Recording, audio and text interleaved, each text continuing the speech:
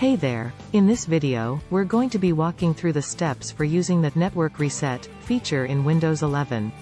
First, let's talk about what the Network Reset feature does. It's a handy tool that allows you to reset all your network settings to their default values, which can be helpful if you're experiencing issues with your internet connection or networking settings. So, without further ado, let's get started. Step 1. Open the Start menu and click on the Settings icon.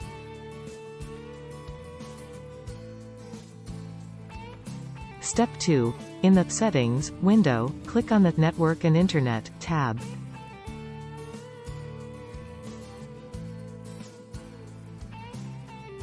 Scroll down and click on Advanced Network Settings.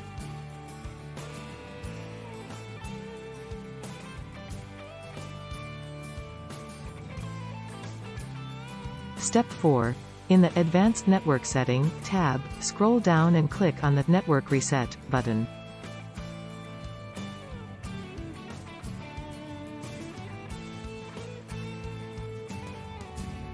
Step 5. A pop-up window will appear, asking if you're sure you want to reset your network settings.